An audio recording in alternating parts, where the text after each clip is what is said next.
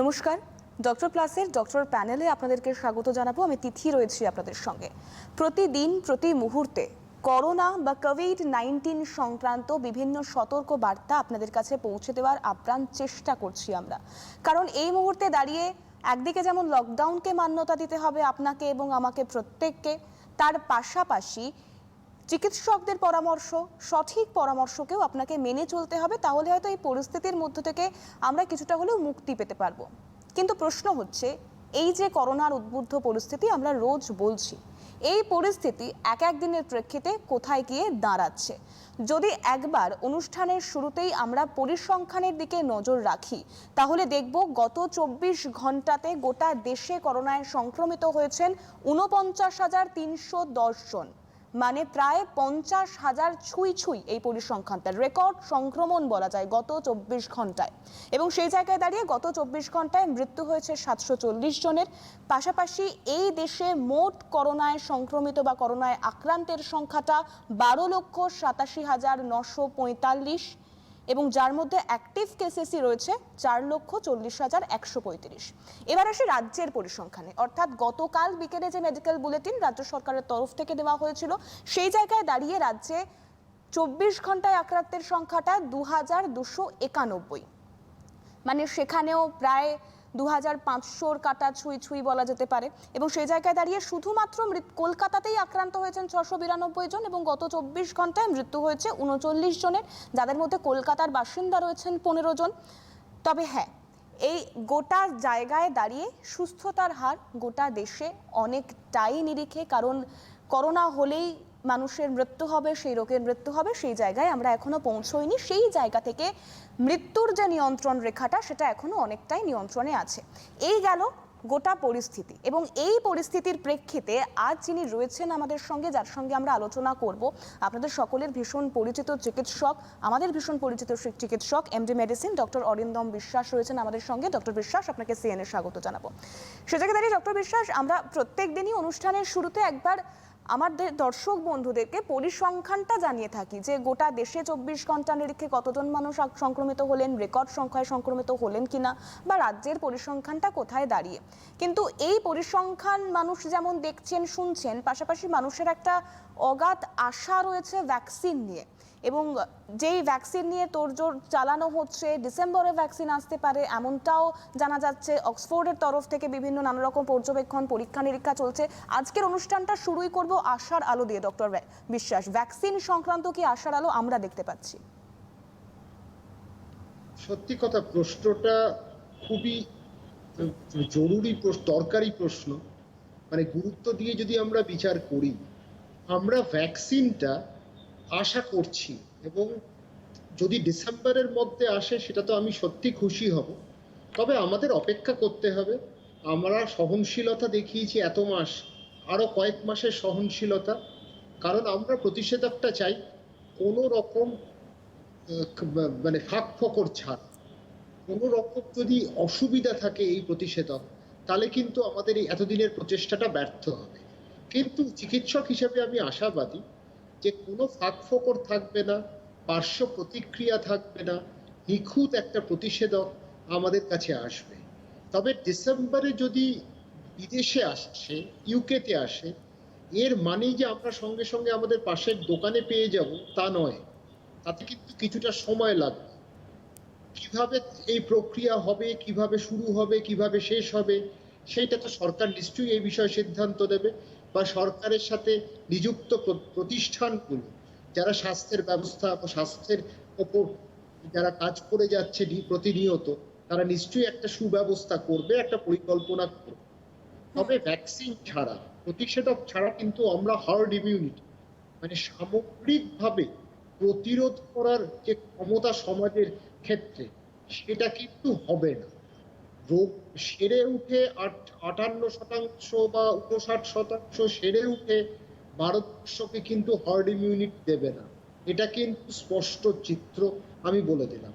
সুতরাং আমাদের অপেক্ষাই করতে হবে। আমরা অপেক্ষায় আছি কবে আসবে সেই সুদিন, যখন আমরা মানে আলোটা দেখতে পারবো যে একটা প্রতিষেধক এলো, আবিষ্কৃত হলো, এবং সেই প্রতিষেধক মানে 600 কোটি মানুষের ওপর প্রয়োগ হবে, এবং মানুষ এই রোগ থেকে মুক্ত হবে, চিন্তা মুক্ত হবে, আবার দৈনন্দিন জীবনযাপন করতে পারবে বিনা দ্বিধায়।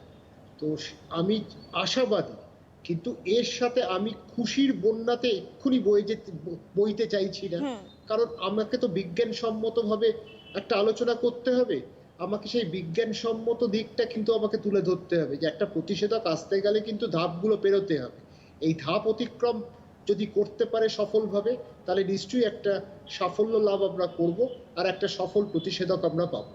একেবারে ডক্টর বিশ্বাস, এইখানটাতে আলোচনায় আসতে চাইবো, কারণ আমাদের প্রত্যেকটি মানুষেরই অজানাকে জানবার, অজানাকে চেনবার ইচ্ছেটা অদ্যম ইচ্ছে আর কি। সেই ইচ্ছে শক্তিকে আমরা কখনোই প্রশমিত করতে পারি না বা জিয়েও রাখতে পারি না, কিন্তু সেই জায়গায় দাঁড়িয়ে এই যে সায়েন্স অফ ভ্যাকসিন বা ঠিক কোন কোন পদ্ধতিতে এগোলে একটি ভ্যাকসিনকে বাজারে আনা সম্ভব বা একটি ভ্যাকসিন প্রতিষেধক হিসেবে কাজ করা সম্ভব, সেই জায়গাটা একটু বিস্তারিত জানতে চাইবো ডক্টর বিশ্বাস। আমার নয়, এই প্রশ্নটা আমার বহু দর্শক বন্ধুর। সেই জায়গায় দাঁড়িয়ে আগে একজন কলার রয়েছেন, তার সাথে একটু কথা বলবো। হ্যালো, কে রয়েছেন? হ্যালো, হ্যাঁ, কে বলছেন? আমি কন্যাগর থেকে মোহনলাল মুখার্জি বলছি। বেশ, বলুন। ডাক্তারবাবুকে নমস্কার জানাচ্ছি। আমি সংবাদ মাধ্যমে দুদিন আগে পড়েছি আনন্দবাজার কাগজে যে মাস্ক। হ্যাঁ, আপনি শুধু কোনো কাগজের নাম না করে আপনি শুধু প্রশ্নটা বলুন আপনার। যাই হোক, কোনো রকম ভাবে যোগাযোগ বিচ্ছিন্ন হয়েছে, আমি শুধু মাস্ক শব্দটা শুনতে পেয়েছি। তবে এই মাস্ক সংক্রান্ত বিষয় নিয়ে অনেক টানাপোড়েন রয়েছে, এটা নিয়ে ডক্টর বিশ্বাস অবশ্যই আলোচনায় আসবো। কিন্তু তার আগে যেহেতু আমরা ভ্যাকসিনে ছিলাম, তাই এই সায়েন্স অফ ভ্যাকসিন বা ভ্যাকসিন বিজ্ঞানসম্মত উপায়ে আনতে গেলে ঠিক কোন কোন ধাপগুলো আপনাদেরকে পেরোতে হয়, বিজ্ঞানীদের পেরোতে হয়, এই বিষয়টা একটু বিস্তারিত জানার বেশ কৌতূহল রয়েছে। মানে যখন প্রথমে হচ্ছে পশু প্রাণীর ওপর প্রয়োগ করা, সেইখানে তাদের কিরকম তারা ব্যবহার করছে বা সেই ভ্যাকসিন সেক্ষেত্রে সাফল্য লাভ করলো কিনা সেটা দেখা পশু প্রাণীর ওপর। এরপর আসে মানুষের ওপর প্রয়োগ করা। তখন কিছু সংখ্যক মানুষকে বেছে নিতে হয়। প্রথম দেখা হয় অল্প সংখ্যক মানুষকে বেছে নিয়ে অল্প ডোজ দিয়ে যে তাদের কোনো পার্শ্ব প্রতিক্রিয়া আছে কিনা। এবার পার্শ্ব প্রতিক্রিয়া দেখলাম নেই, তখন আমরা দ্বিতীয় ধাপে এগোলাম। দ্বিতীয় ধাপে মানে হচ্ছে কার্যকারিতার ধাপ। সেখানে আরেকটু বেশি সংখ্যক মানুষকে নিয়ে এই পরীক্ষা করা হয়, এই গবেষণা করা হয়। সেটা যদি আমরা সাফল্য লাভ করলাম, আমরা চলে এলাম তৃতীয় স্তরে। তৃতীয় স্তরে যখন এলাম, তখন কিন্তু আমরা অনেক সংখ্যক মানুষকে দুভাগে বিভক্ত করলাম। এই বিভাজন কিন্তু চিকিৎসক জানতে পারে, চিকিৎসকের কাজ করে থাকে। একজন সংখ্যা তত্ত্ব নিয়ে যিনি কাজ করেন, সেই বিশ্লেষক 101 শ্রেণীর মানুষের ওপর প্রয়োগ করলো ভ্যাকসিন, আরেক শ্রেণীর ওপর করলো না। তারপর বেশ কিছুদিন পরে তার ফলাফলটা দেখবে। এইবার যারা পেল আর যারা পেল না, তাদের মধ্যে যদি একটা অনেকটা তারতম্য থাকে, বা যারা পেয়েছে তারা অনেকটা সফল, তাদের শক্তি প্রদর্শন করা শক্তি পেল প্রতিরোধ করার ক্ষমতা হিসেবে, তাহলে কিন্তু আমরা মনে করলাম একটা সফল প্রতিষেধক আমরা পেলাম, আর এইটাকে আমরা ব্যবহার করতে পারবো। তারপরে তো কিছুটা আনুষ্ঠানিক কিছু কর্তব্য থাকে, সেখানে বিশ্ব স্বাস্থ্য সংস্থার একটা শিলমোহরের ব্যাপার থাকে। তারা এইটাকে শিলমোহর দিলে তখন নিশ্চয়ই এইটা নিয়ে এগিয়ে যায়, মানুষের ওপর প্রয়োগ করা যায়। সেক্ষেত্রে ডক্টর বিশ্বাস, এই যে সিরাম ইনস্টিটিউট অফ ইন্ডিয়া বলুন বা অক্সফোর্ড, এরা যে যৌথ উদ্যোগে কাজকর্ম চলছে বা প্রচেষ্টা চলছে, সেই জায়গায় দাঁড়িয়ে আপনার জায়গায় দাঁড়িয়ে ঠিক কি মনে হচ্ছে, মানে যে পদ্ধতিতে তারা এগোচ্ছেন, তারা যেভাবে তথ্য দিচ্ছেন, সে জায়গায় দাঁড়িয়ে ঠিক কবে নাগাদ এই ভ্যাকসিন আমরা পেতে পারি আর কি? অনেকটা ধাপ পেরিয়ে, আপনি যেমনটা বললেন যে অনেকটা ধাপ পেরিয়েই আমাদের কাছে আসবে, তাই এক্ষুনি মানে আশার আলোতে গা ভাসিয়ে দিলে আমাদের চলবে না। এই প্রশ্নটা অবশ্যই আসবো, জানবো। একজন কলার রয়েছেন, আগে কথা বলে নেব। নমস্কার, কে রয়েছেন? হ্যালো, আচ্ছা, টেলিভিশন সেটের ভলিউমটা সম্পূর্ণ মিউট করে ফোনে কথা বলবেন প্লিজ। হ্যাঁ, হ্যালো, শুনতে পাচ্ছেন? হ্যাঁ, বলুন, কে বলছেন? আমি পালুয়ার থেকে বলছি, দক্ষিণ দিনাজপুর থেকে। বেশ, কি প্রশ্ন রয়েছে বলুন। হ্যাঁ, বলছি আমার ওয়াইফের সবকিছু নর্মাল আছে, শুধু ঘ্রাণ শক্তিটা, তো ঘ্রাণ 2-3 থেকে হয়েছে, মানে কোনো কিছু বন্ধ হচ্ছে না, মানে সবকিছু নর্মাল। আচ্ছা, এই সমস্যাটা কদিন ধরে হচ্ছে বললেন? 2-3 দিন নাকি? 2-3 থেকে। আচ্ছা, বেশ। বয়স কত ওনার? ওনার বয়স 26 প্লাস। হ্যালো। হ্যাঁ, 26 প্লাস। আচ্ছা আচ্ছা, বেশ। আপনি টেলিভিশন সেটের ভলিউম দিয়ে শুনতে থাকুন। ডক্টর বিশ্বাস, অবশ্যই ভ্যাকসিন নিয়ে আলোচনা করব, তবে যিনি ফোন করলেন যে ওনার ওয়াইফের ঘ্রাণ শক্তির সমস্যা হচ্ছে প্রায় 2 থেকে 3 দিন, কি বলবেন ওনার জন্য? দেখুন, সত্যি কথা বলতে আমি চিকিৎসক হিসেবে আমি একটা কথা স্পষ্ট করে দিতে চাই যে উপসর্গ দেখে আমি কোভিড নির্ধারণ করতে আর পারবো না। কার কোভিড হচ্ছে আর কার কোভিড নয় জোর করে কিছু বলতে পারবো না। ওনার ঘ্রাণ শক্তি উনি হারিয়েছেন, আর বেশি সমস্যা নেই। তবে আমি ওনাকে অনুরোধ করব, ওনার যিনি চিকিৎসক, পারিবারিক চিকিৎসকের সাথে একটু যোগাযোগ করে, যদি পারিবারিক চিকিৎসক মনে করেন যে কোভিড পরীক্ষা দরকার, তাহলে কিন্তু করিয়ে নেবেন, ঝুঁকি নেবেন না বা বিলম্ব করবেন না।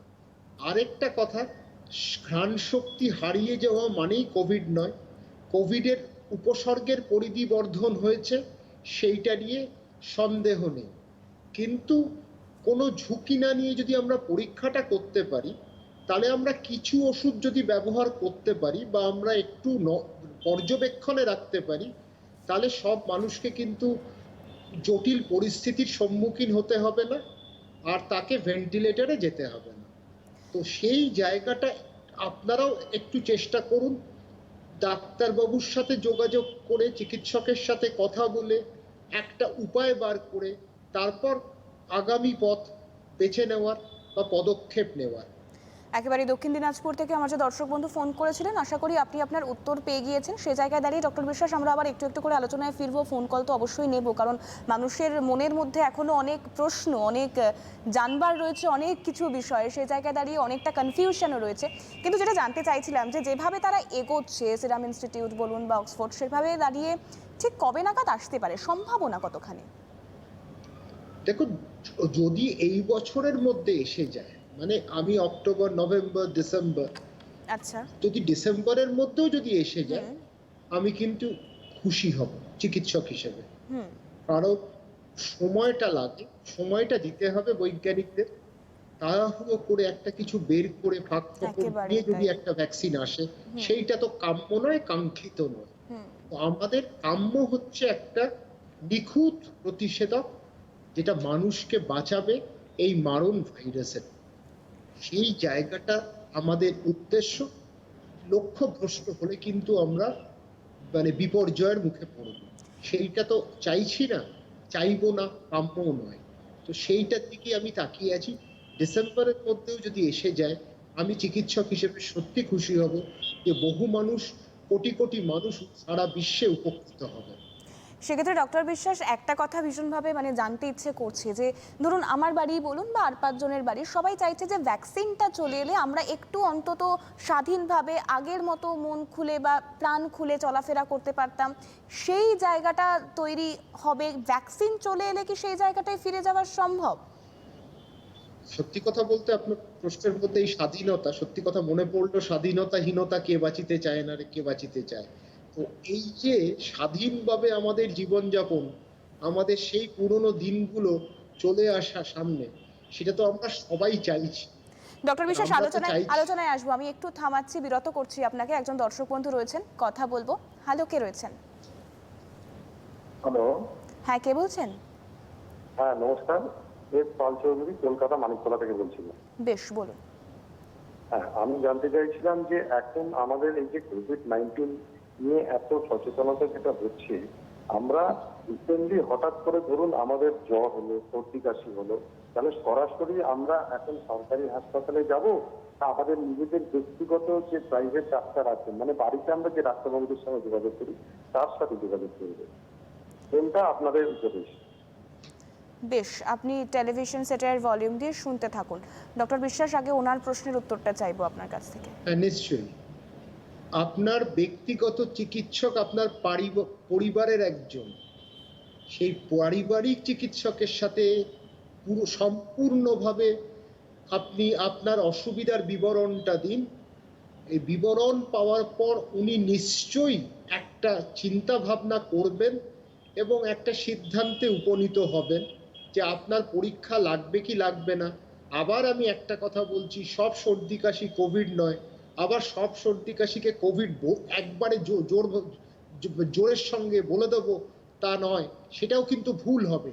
কারণ কোভিড যেভাবে ছড়িয়েছে বা তার সাম্রাজ্য বিস্তার করেছে, সুতরাং ঝুঁকি না নেওয়াই ভালো।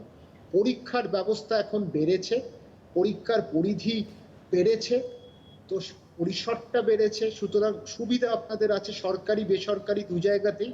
সে সুযোগটার ব্যবহার কিন্তু আপনারা করে নেবেন, কিন্তু কোনো জিনিসটা ফেলে রাখা ঠিক হবে না।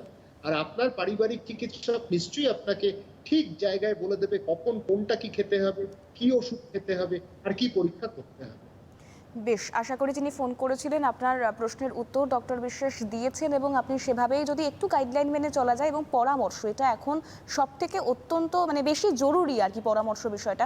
যাই ডক্টর বিশ্বাস, যে আলোচনায় ছিলাম আমরা, যে ভ্যাকসিন চলে এলো, তারপরেও কি আমাদের এখনকার জীবনযাত্রার কিছুটা পরিবর্তন আসবে? ভ্যাকসিন এসে গেলে তারপরে কিছু কিছু প্রশ্ন থাকবে। প্রশ্নটা এই থাকবে যে ভ্যাকসিন এসে এই ভ্যাকসিন কতদিন স্থায়ী হবে। এই স্থায়ী মানে 6 মাস 1 বছর, এরপরে কদিন বাদে বুস্টার লাগবে।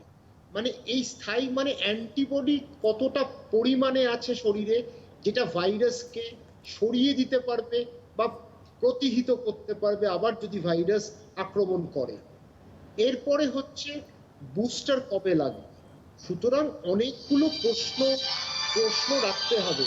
তারপরে আমরা কিন্তু বলতে পারবো সুনির্দিষ্টভাবে যে এই ভ্যাকসিনের কতটা উপকারিতা কদিনের জন্য। তখন কিন্তু আমরা স্বাভাবিক জীবনে ফিরে যেতে পারবো কিনা, কবে ফিরতে পারবো, আর কবে সেই পুরনো দিনগুলো আমাদের কাছে ফিরে আসবে, সেই ব্যাপারে কিন্তু বিস্তারিত বলা সম্ভব। এই মুহূর্তে আমরা এখনো একটা আন্দাজের ওপর আছি। আমরা কিন্তু সুনির্দিষ্ট প্রমাণ আমাদের নেই, কোনো প্রামাণ্যের দলিল নেই যে বিষয়ে আমরা আরো বেশি করে বলতে পারি বা বিস্তারিতভাবে আলোচনা করতে পারি এই মুহূর্তে।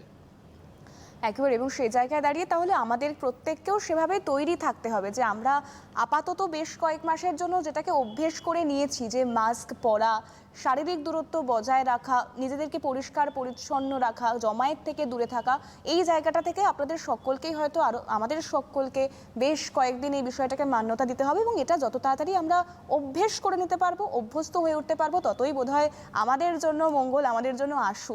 তো সে জায়গায় দাঁড়িয়ে ডক্টর বিশ্বাস, আরও একটা বিষয় নিয়ে আলোচনা এই মুহূর্তে উঠে এসেছে, এবং আরও এক দর্শক বন্ধু যার কথা পরিষ্কার পুরোটা শুনতে পাইনি, তিনিও মাস্ক বিষয়ে কিছু জানতে চাইছিলেন। যে একসময় বলা হচ্ছিল যে N95 মাস্ক ভালভ যুক্ত সেই মাস্ক ব্যবহার করা যেতে পারে, এবং এই সময় দাঁড়িয়ে সেই মাস্ক ব্যবহারের ক্ষেত্রেও কি নতুন করে কোনো নির্দেশিকা বা নতুন করে কোনো তথ্য রয়েছে? দেখুন, মাস্কের কথা যেটা বলা হয়েছে সেটা হচ্ছে ICMR এর তরফ থেকে একটা কতগুলো কথা কিন্তু বলা হয়েছে। অনেকে দেখবেন ভালভ ওয়ালা মাস্ক, যে মাস্কের মধ্যে আছে সাইডে একটা ভালভের মতন আছে, সেই মাস্কের কথা একটু বিপজ্জনক দিকটা কিন্তু আলোকিত করা হয়েছে। কারণ এটা আপনাকে বাঁচাবে, যিনি পরিহিত হয়ে আছে তিনি কিন্তু বেঁচে গেলেন, কিন্তু কাছাকাছি কোনো মানুষের কাছে এই লিকটা হতে পারে, মানে ভাইরাস লিকেজটা। সেই ক্ষেত্রে এই ভালভওয়ালা মাস্কের ক্ষেত্রে কিন্তু আজকে বলা হয়েছে, সতর্ক বার্তা দেওয়া হয়েছে, এবং না পড়ার পরিচিত হয়ে থাকার কথাটাই বলা হচ্ছে। তার সাথে মাস্কেরও তো দাম আছে, আর ভারতবর্ষের যা অর্থনৈতিক অবস্থা সবার তো একরকম নয়। তো সেই ক্ষেত্রে আপনি বাড়ির বানানো কাপড়ও পরতে পারেন, কিন্তু সেইটা গরম জলে ধুয়ে তারপর তার মধ্যে অল্প লবণও ব্যবহার করতে পারেন সেই গরম জলে, সেইটাকে তারপর শুকিয়ে নিয়ে আপনি পরতে পারেন, সেই কথাটাও কিন্তু উল্লেখ করেছে একই সাথে। সুতরাং মাস্ক আমরা সার্জিক্যাল মাস্ক যেটা দেখবেন নীল রঙের হয় সেইটা ব্যবহার করতে পারেন, তবে দিনের শেষে ওটাকে কিন্তু বর্জন করতে হবে। বা যদি লালারস লেগে যায় তাহলে কিন্তু আপনি বর্জন করুন। N95টা কিন্তু ডাক্তারদের জন্য বা স্বাস্থ্যকর্মীরা যারা একেবারে রোগীর নিকটে চলে আসছেন বা রোগীর সেবা দান করছেন, তাদের ক্ষেত্রে সীমিত থাকলেই ভালো। N95 নিশ্চয়ই আপনি পড়তে পারবেন, কিন্তু যথেষ্ট অসুবিধা হয় পড়তে। এটা N95 নিশ্চয়ই সুরক্ষা দেয়, এটা নিয়ে সন্দেহ নেই, কিন্তু তার সাথে হচ্ছে আমরা যদি অন্য মাস্ক নাক আর মুখটা ঢেকে রাখি, তাহলে কিন্তু এই ভাইরাসের প্রবেশ কিন্তু আমরা আটকে দিতে পারবো। এইটা যদি আমরা মনে রাখি, তাহলেই কিন্তু যথেষ্ট। মাস্কটা পরিহিত হয়ে মাস্কটা ঠিক মতো ব্যবহার করি। অনেকে মাস্কটা থুতনির কাছে চলে আসে, অনেকের কানের কাছে মাস্ক রয়েছে কিছু কাজ করতে গিয়ে, তো সেই জিনিসটা যেন না হয়।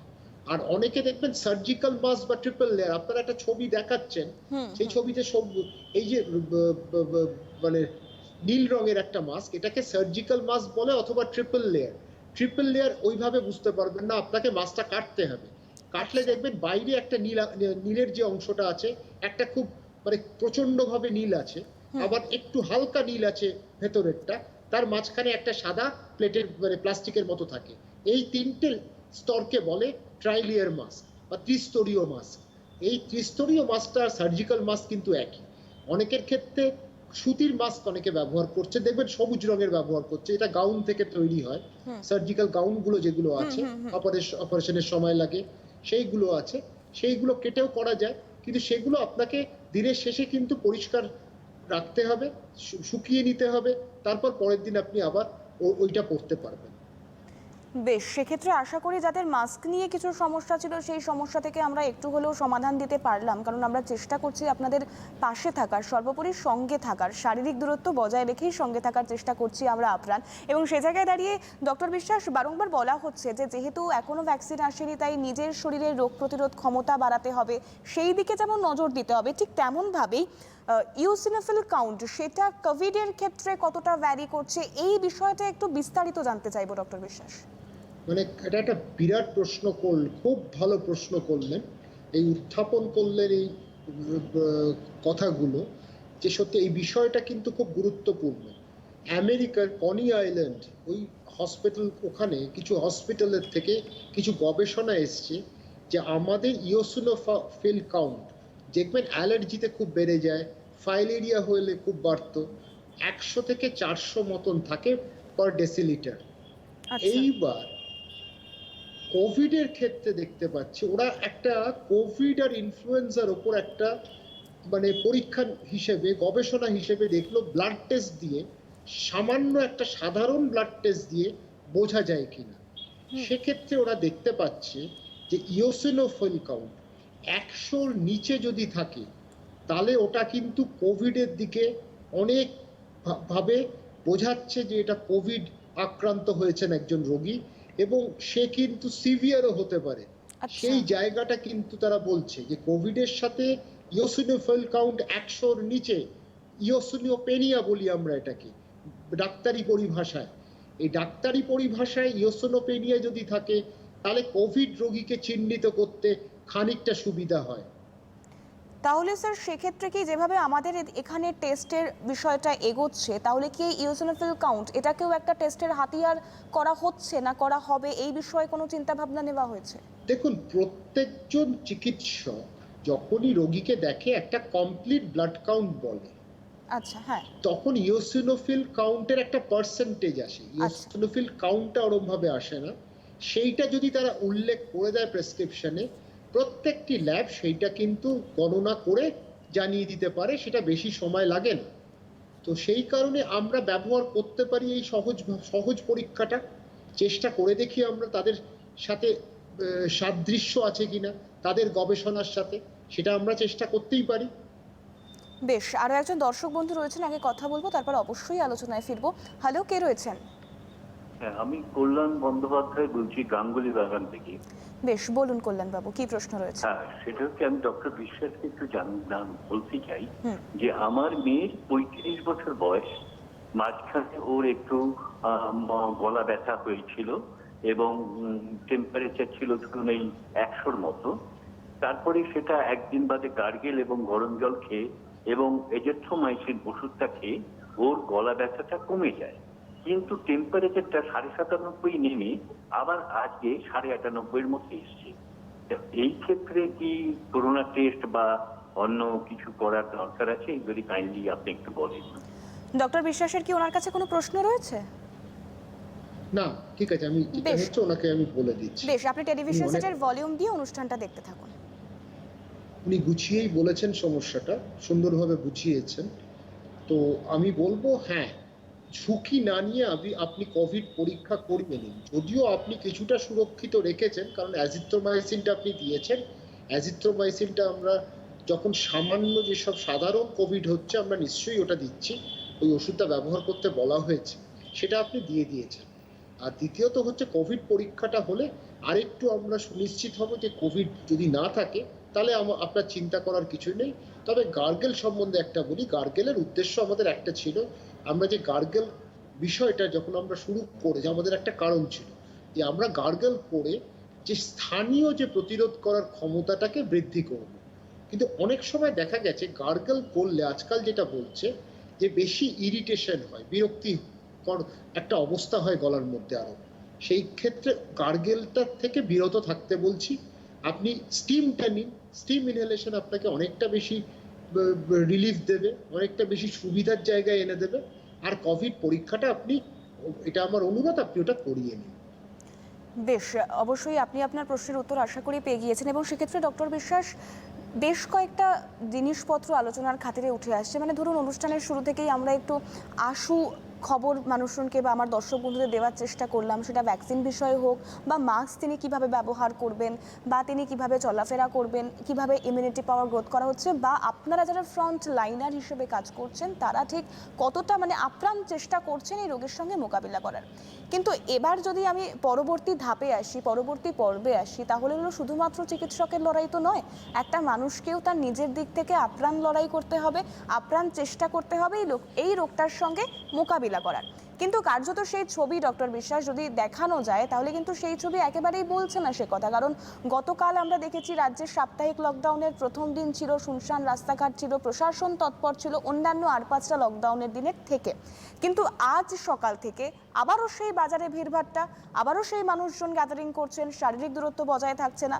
এই জায়গাটায় দাঁড়িয়ে ঠিক কি বার্তা দেবেন? এই যে এখন যে ছবিটা পর্দায় দেখানোর চেষ্টা করছি ডক্টর বিশ্বাস, এটা আজ সকালের ছবি। আজ সকাল থেকে বিভিন্ন জেলার বিভিন্ন প্রান্তে আমাদের ক্যামেরা ঘুরেছে এবং কার্যত এই ছবি ধরা পড়েছে। এর প্রেক্ষিতে কি বলবেন, আমরা মানুষ নিজেরা কতটা চাইছি আমরা সুস্থ থাকবো? কিছু ক্ষেত্রে আমি বলবো মানুষ হালকাভাবে নিয়েছে, তবে একটা সামান্য শতাংশ। বেশিরভাগ মানুষ কিন্তু জেনেছে, জানছে, বা তারা কিন্তু উদাসীনতা দেখাচ্ছে না, তারা গুরুত্ব দিয়েই দেখছে। কিন্তু আজকে মানুষকে শিক্ষিত করার দায়িত্বটা কিন্তু পুলিশ প্রশাসনকে। সেখানে পুলিশের উপস্থিতিতে, পুলিশকে আমি কঠোর হতে বলছি না, পুলিশকে আমি বলছি আপনারা বোঝানোর চেষ্টা করবেন। সরকারের কাছেও অনুরোধ যে পুলিশকে দিয়ে বোঝানো। এখন কোনো মানুষ যদি আইন উল্লঙ্ঘন ইচ্ছাকৃত যদি করে, তাকে কড়া ব্যবস্থা নেয়। যেরকম আপনাদের চ্যানেল প্রথম দেখিয়েছিল, সরসুনায় একজন ডাক্তারকে আক্রান্ত হতে হয়েছে। সেই ক্ষেত্রে আমি প্রতিবাদের আওয়াজ তুলেছিলাম এবং আমি বলেছিলাম যারা এই আক্রমণকারী তাদেরকে 6 মাস জেলে ঢোকা হোক, কোভিড যখন শেষ হবে তাদেরকে জেল থেকে ছাড়া হোক ওই সময়টা। কারণ যারা খাটছে তাদের উপর যদি আক্রমণ আসে সেটা করা উচিত, তাদেরকে ছেড়ে দেওয়া উচিত না।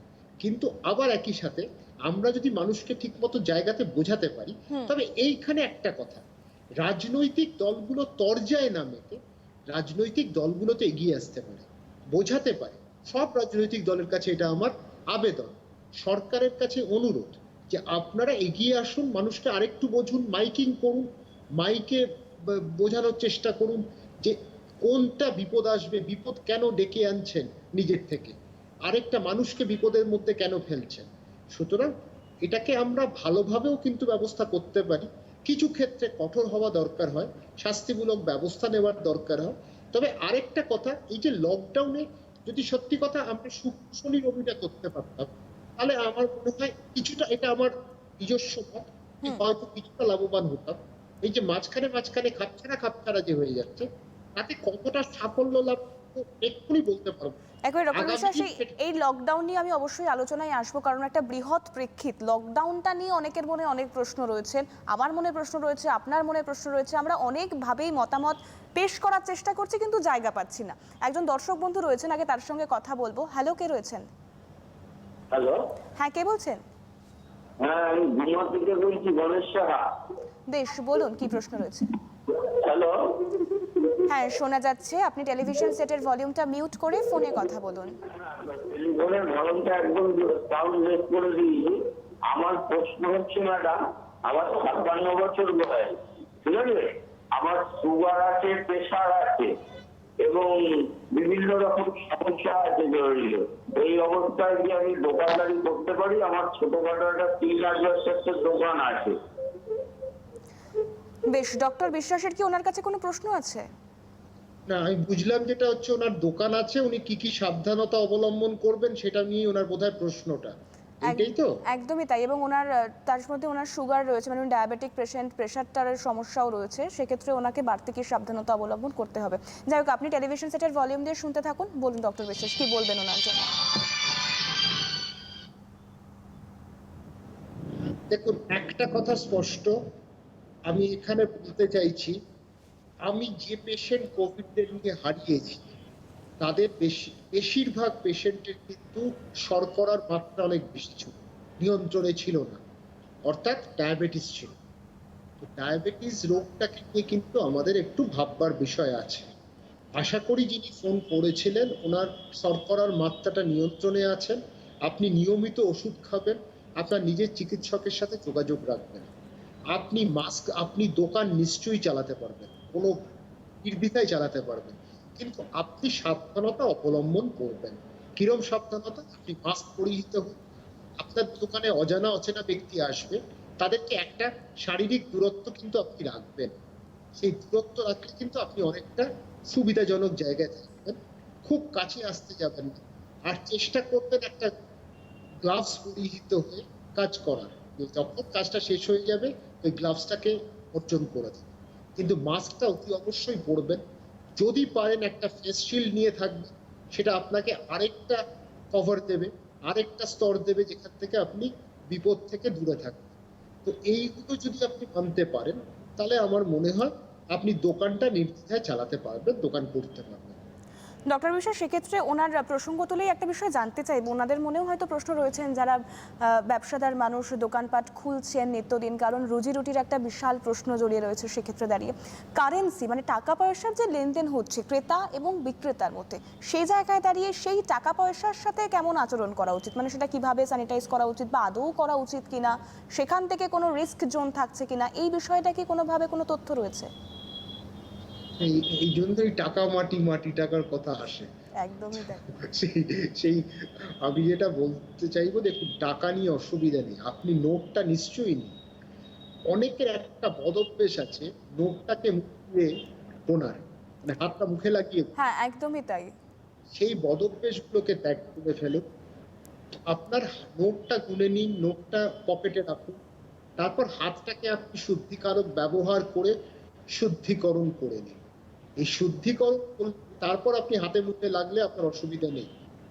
আসছে থেকে নাক আর মুখ দিয়েই তো ঢুকছে, আমরা হাতটাকে ধরিয়ে ফেলছি, হাতটা হচ্ছে মাধ্যম। এই হাতটাকে যদি আমরা পরিষ্কার পরিচ্ছন্ন রাখি তাহলে কিন্তু এর সম্ভাবনা অনেকটা কমে যায়। আপনি টাকাটা কিনে আপনি পকেটে রেখে দিন, আবার বাড়িতে গিয়ে নির্দিষ্ট জায়গায় টাকাটা রেখে দিন, হাতটাকে ধুয়ে নিন, হাতের মধ্যে যেন মুখটা না লেগে থাকে। মানে আমরা এরকম 50 বার এরকম লাগিয়ে ফেলি দিনে মুখে, এটা অজান্তে। সেই অজান্তের ব্যাপার থেকে একটু আপনাকে খানিকটা কিন্তু মানে সতর্ক হতে হবে। সতর্ক হলে কিন্তু হাতটা মুখের দিকে আসবে না, আপনাকে মাথায় এটা রাখতে হবে। তাহলে আর মাস্কটা পরিহিত হয়ে থাকলে তো আরেকটু সুবিধা পাচ্ছে, তাতে অসুবিধা নেই। সুতরাং এই সতর্কতাগুলো যদি আপনি পালন করতে পারেন তাহলে আপনি কিন্তু অনেকটা নিশ্চিত থাকবেন এই ভাইরাসের কবল থেকে। বেশ, আরো একজন দর্শক বন্ধু রয়েছেন, শুনবো তিনি কি জানতে চাইছেন। হ্যালো, কে রয়েছেন? হ্যালো, হ্যাঁ, কে বলছেন? হ্যাঁ হ্যালো। হ্যালো, হ্যাঁ হ্যাঁ, আপনি টেলিভিশন সেটের ভলিউমটা মিউট করে ফোনে কথা বলুন। না না বন্ধ করে দিচ্ছি। বেশ, এবার বলুন কি প্রশ্ন রয়েছে, কে বলছেন? তা আমি বলছি তোমাদের সেরকম খুব ওরকম ভাবে কাজ করা যাবে না, সেটা শুনতে যাচ্ছিল। প্রশ্নটা পরিষ্কার হলো না, আরেকবার বলুন প্লিজ। বলছিলাম সেরকম কি কোনো রকম কাজ করা যাবে না, একদম বন্ধ রাখতে হবে? সেলুন? হ্যাঁ হ্যাঁ। বেশ, মানে সেক্ষেত্রে আপনি কি সেলুন খোলা রাখতে চাইছেন না সেলুনে যেতে চাইছেন পরিষেবা নিতে? সেরকম যেতে চাইছি, কোনো খোলা রাখতে চাইছি। মানে খোলা রাখতে চাইছেন তাই তো? আপনাদের সেলুন রয়েছে সেটা খোলা রাখতে চাইছেন, এটাই প্রশ্ন তো? হ্যাঁ হ্যাঁ হ্যাঁ। বেশ বেশ, আপনি টেলিভিশন সেটার ভলিউম দিয়ে শুনতে থাকুন। ডক্টর বিশ্বাস, সেক্ষেত্রে যে প্রশ্নগুলো আসছে, মানে আমরা সবাই জানি যে একটা শারীরিক দূরত্ব বজায় রাখতে হবে বা বিভিন্ন জায়গা থেকে বিভিন্ন রকম তথ্য, বিভিন্ন রকম গাইডলাইন বেঁধে দেওয়া হয়েছে, এবং উনি যে প্রশ্নটা করলেন যে ওনাদের সেলুন রয়েছে, তো সেই সেলুন উনি খোলা রাখতে পারবেন কিনা এই পরিস্থিতি, আর যদি বা রাখেন তাহলে কিভাবে কাজ করবেন? দেখুন, যিনি সেলুনে আছেন ক্ষৌরকর্মীদের ক্ষেত্রে একটা বড় বিষয় হচ্ছে সামাজিক দূরত্ব তো রেখে সম্ভব না। আপনি চুলও না, কাটতে একেবারেই পারবেন না, নয়, দাড়িও হ্যাঁ, কাটতে পারবেন একেবারেই না, আপনি নয়। পরিষেবাও দিতে পারবেন না। সেখানে যে পরিষেবাটা দিচ্ছেন তাকে বলুন পিপিই কিট পরে থাকতে। কষ্ট হবে ঠিক কথাই, তবুও আপনার সুরক্ষা আর অন্যের সুরক্ষা এইটা কিন্তু বিচার করেই আপনাকে ব্যবসা করতে হবে। তো যেখানে আপনি ব্যবসা করছেন বা আপনি একটা দায়িত্ব পালন করছেন, আপনি পড়ুন, আর ওনাকে যিনি আপনার কাছে যাকে পরিষেবা দিচ্ছেন তাকে মাস্ক আর একটা ক্যাপ পরিয়ে দিন। বা চুলটা কাটার সময় তো আর ক্যাপটা সম্ভব না, চুলটা আপনি ক্যাপটা খুলে নিতে বলুন, কিন্তু চেষ্টা করুন মাস্কটা পরিয়ে রাখতে। তাতে কি হবে, তাতে আপনিও সুরক্ষিত থাকবেন, যিনি পরিষেবা নিচ্ছেন তিনিও সুস্থ থাকবেন আর রোগমুক্ত থাকবেন। আরেকটা হচ্ছে, আপনি দোকানটা যখন শেষ করছেন স্যানিটাইজটা করে নিন। সেটা হচ্ছে আপনার বাজারে এখন অনেক স্যানিটাইজার পাওয়া যাচ্ছে, দোকানটা একটু পরিষ্কার করে নিন, তাহলেই কিন্তু যথেষ্ট। দিনে দুবার যদি আপনি সেলুনে স্যানিটাইজ করে নিতে পারেন, তাতে কিন্তু আপনি অনেকটা বিপদমুক্ত। সেই বিষয়টাই কিন্তু আমি নজর দিচ্ছি। এই বিষয় নজর দিলে আপনার দোকান আপনি নির্দ্বিধায় চালাতে পারবেন। বেশ, আশা করি আপনি আপনার প্রশ্নের উত্তর পেয়ে গিয়েছেন, এবং সেই জায়গায় দাঁড়িয়ে ডক্টর বিশ্বাস, যে আলোচনায় আমরা ছিলাম, এই যে লকডাউন হচ্ছে একটা দীর্ঘদিনের লকডাউন, 2.5 থেকে 3 মাস, প্রায় 68 থেকে 70 দিনের লকডাউনের পিরিয়ড আমরা কাটিয়ে এসেছি। আনলক ফেজ 1, আনলক ফেজ 2 এসেছে, বিভিন্ন পুরো এলাকার তৎপরতায় বিভিন্ন এলাকায় 7 দিন, 8 দিন, 14 দিনের লকডাউন থাকছে, এবং সর্বোপরি রাজ্যের তরফ থেকে যা সিদ্ধান্ত নেওয়া হয়েছে সাপ্তাহিক লকডাউন, অর্থাৎ সপ্তাহে 2 দিন লকডাউন থাকবে। এই লকডাউনটা কতটা যুক্তিযুক্ত, এটা একটু জানতে চাইবো ডক্টর বিশ্বাস। দেখুন, মানে অদ্যাবধি আমাদের তো এখন 13 লাখের কাছে যাচ্ছি, যেটা আমি ভেবেছিলাম এই মাসে 13 লাখ, সেটাও আমার মানে হিসেব ছাড়িয়ে গেল। সুতরাং 15 লাখে গিয়ে হয়তো দাঁড়াতে হবে, সেটাই ভাবছি। ভয়টা আমার সেখানে। লকডাউনটা তো কোনো চিকিৎসা নয়, লকডাউন একটা হাতিয়ার, একদম সরকারের একটা হাতিয়ার, যাতে রোগটার বিস্তার না হয়, রোগটা একজন আরেকজনকে ছড়িয়ে না ফেলে। কিন্তু লকডাউন তো সমস্যার সমাধান করবে না। আর লকডাউনটা যদি পালন করতেই হয়, আমাদের কিন্তু সুদৃঢ়ভাবে পালন করতে হবে। সেখানে আমাদের হাত বাড়াতে হবে, প্রশাসনকেও সাহায্যের হাত বাড়াতে হবে, যাতে হাতে হাত মিলিয়ে লড়া যায়। কিন্তু লকডাউন, যেটা আমি একটা বক্তব্য আমি রেখেছিলাম, আমার এটা ব্যক্তিগত অভিমত, সরকার আশা করি এই বিষয়টা একটু গুরুত্ব দেবেন। যদি সপ্তাহে শুক্র শনি রবিটাও আমরা লকডাউন করতে পারি, তাতে কি আমরা একটু সুবিধাজনক জায়গায় থাকবো না? হতে পারে। মানে সেক্ষেত্রে কি আপনি বলছেন, মানে এই ছাড়া লকডাউনের থেকে টানা লকডাউনটা অনেক বেশি যুক্তিযুক্ত, অনেক বেশি কার্যসিদ্ধি লাভ হবে। আচ্ছা আচ্ছা। এখন তার মধ্যে সরকার যা সিদ্ধান্ত নেবে সেটা তো আমরা শিরোধার্য করে নেব, কিন্তু সরকারের কাছে একটা অনুরোধ, এটা ভেবে দেখতে পারে, তাহলে হয়তো আমরা সামান্য লাভবান হতে পারি। একদম। এর পাশাপাশি ডক্টর বিশ্বাস, এবার একটু আমরা জীবনযাপনের দিকে যদি নজর দিই, তাহলে ধরুন জীবনযাপনের ক্ষেত্রে আগেকার দিনের জীবনযাপন আর এখন তো একটা আকাশ পাতাল তফাৎ হয়ে গিয়েছে। মানে 22শে মার্চ জনতা কারফিউ, 23শে মার্চ বিকেল থেকে অনেকটাই ছন্দপতন হয়েছে আমাদের সকলের জীবনে। কিন্তু সে জায়গায় দাঁড়িয়ে আগে আত্মীয়, পরিবার, পরিজন সবাই কাছের ছিলেন, এখন তাদের মধ্যে কেউ কোভিড পজিটিভ হলে তারা অনেকটাই দূরে চলে যাচ্ছেন, মানসিকভাবেও চলে যাচ্ছেন, শারীরিক দূরত্ব তো এমনিই বজায় রয়েছে। কিন্তু বেশ কিছু সাবধানতার মানে অবলম্বন করার কথা আপনা বারংবার বলে এসেছেন, কিন্তু কোথাও একটা দাঁড়িয়ে মানুষকে এখনো সাবধান করা হয়তো সম্ভব হচ্ছে না। কারণ এটা কি সম্ভব যে আপনার ফ্ল্যাটে বা আপনার বাড়ির পাশে যদি কারোর কোভিড পজিটিভ হয়, তাহলে একেবারে জানলা দরজা বন্ধ করে আপনি ঘরবন্দি থাকলেই এই রোগ থেকে আপনি রেহাই পেতে পারেন? মানে কেন এই প্রশ্নটা করছি, কারণ ইতিমধ্যেই আমরা গোষ্ঠী সংক্রমণের একটা শঙ্কা পেয়েছি। সেই জায়গায় দাঁড়িয়ে কি এই পরিস্থিতি থেকে সম্ভব? প্রথমেই বলে রাখি, গোষ্ঠী সংক্রমণটা একটা আলংকারিক শব্দ। এটা ব্যবহার করে গণস্বাস্থ্যের সাথে যারা যুক্ত, আচ্ছা, তাদের এটা পড়াশুনোর মধ্যে পড়ে, তাদের কাছে এটা পড়াশুনোর জ্ঞান ভাণ্ডারে একটা শব্দ যুক্ত হয়েছে। আমার কাছে গোষ্ঠী সংক্রমণ বিষয়টা খুব গুরুত্ব নয়। আমার কাছে বিষয়টা হচ্ছে লাফিয়ে লাফিয়ে সংখ্যাটা বৃদ্ধি। কারণ মানুষ আক্রান্ত হচ্ছে, আর চিকিৎসকের দিক দিয়ে যিনি কোভিড দেখছেন, আমি কোভিড দেখছি, চিকিৎসকের নিরিখে একটা জায়গায় অসুবিধা, এই সংখ্যাটা যত বৃদ্ধি হচ্ছে সেই অনুপাতে স্বাস্থ্যের ব্যবস্থাটা কিন্তু সেইভাবে আমাদের ভারতবর্ষে নেই। বা চিত্রটা যদি দেখেন, আগেও আমাদের অপ্রতুল ছিল, এখনো অপ্রতুল আছে। এই যে রাহিত্যটা কাটানো, এই কাটাতে গেলে কিন্তু আমাদের অনেকটা পরিশ্রম করতে হবে। আপনি যেটা বলছেন, হ্যাঁ, বাড়িতে গৃহবন্দী অবস্থায় থাকলে একজন আরেকজনকে ছড়াচ্ছেন, এরকম বহু মানুষ আছে উপসর্গবিহীন, তারা নির্দ্বিধায় অবলীলায় রাস্তায় ঘুরে বেড়াচ্ছেন, একজন আরেকজনের সাথে যোগাযোগ রাখছেন, তখন এইটা ছড়ানোর একটা সম্ভাবনা থাকে। তো এই যে ঘটনাগুলো, তো এই ঘটনাগুলো যদি আমরা দেখি, তো সেই জায়গায় দেখলে আমাদেরকে এখন সাবধান হতে হবে, মাস্ক পরিহিত হয়ে থাকতে হবে। আর যদি কোনো কোভিড রোগীর সংস্পর্শে আমরা আসি, তাহলে কিন্তু পরীক্ষা করিয়ে নেব, এই অঙ্গীকার কিন্তু আমাদের করতে হবে। কারণ আমরাই তো সমাজটা গড়ি, আমরাই সমাজটাকে ভাঙি। সুতরাং সমাজ গড়তে অনেকটা সময় নেয়। আমরা যদি একটু সাহায্যের হাত বাড়িয়ে দিই, তথ্য গোপন না করে, তাহলে কিন্তু মানুষ এটাতে এই রোগটা কিন্তু অনেকটা নিয়ন্ত্রণে আসবে।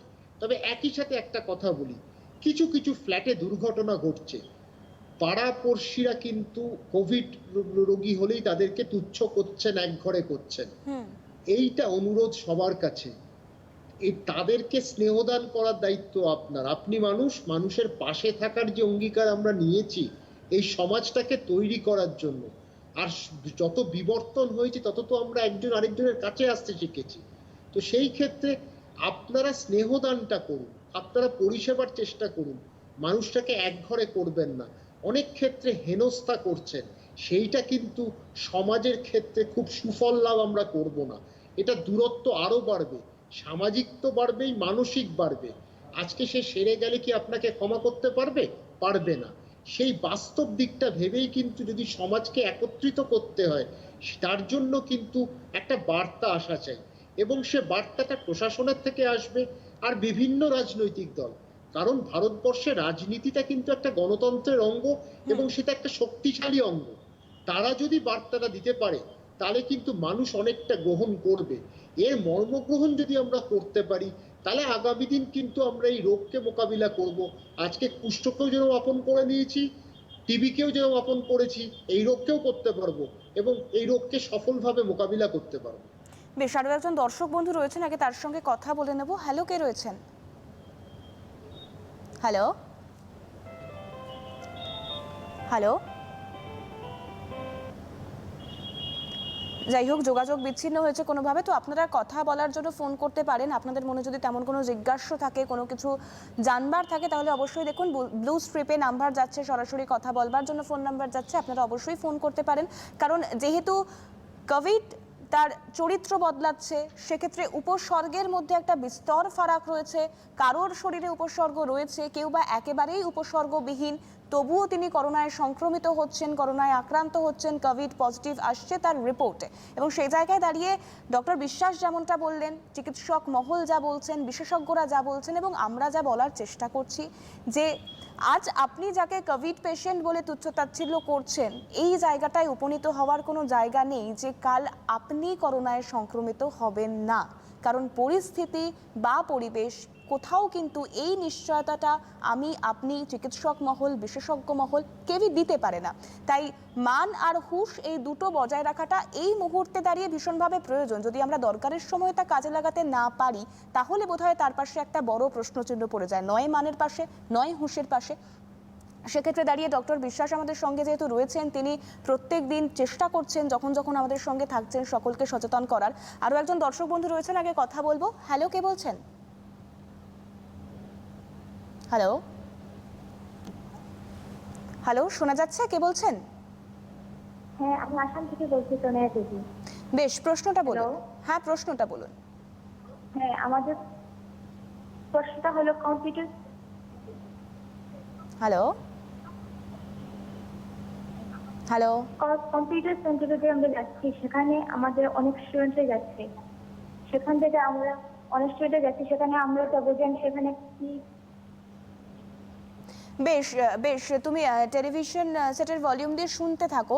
কোনো কারণে তুমি টেলিভিশন সেটের ভলিউমটা মিউট করোনি, তাই আমাদের শুনতে বিলম্ব হচ্ছিল। যাই হোক, এই যান্ত্রিক গোলযোগ থাকবেই যদি না আমার দিক থেকে এবং আপনার দিক থেকে সম্পূর্ণ সহযোগিতা থাকে।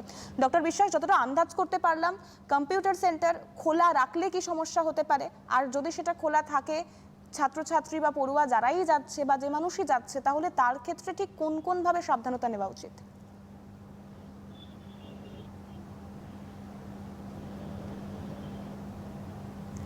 সে জায়গায় দাঁড়িয়ে ডক্টর বিশ্বাসের কাছে অবশ্যই সেই প্রশ্ন নিয়ে আমরা যাব, কিন্তু যে বিষয়টা নিয়ে আমরা আলোচনা করছি, প্রত্যেক দিন যে কথা পৌঁছে দেওয়ার চেষ্টা করছি যে দয়া করে সতর্ক হন, সচেতন থাকুন এবং প্রশাসনিক তৎপরতা অবশ্যই প্রয়োজন। কারণ প্রশাসন আজকে টহলদারি দেবে, তারপর আপনি, আমি, আমরা সতর্ক হব, আমরা থুতনি থেকে মাছটা ঠিকঠাক জায়গায় পড়ব।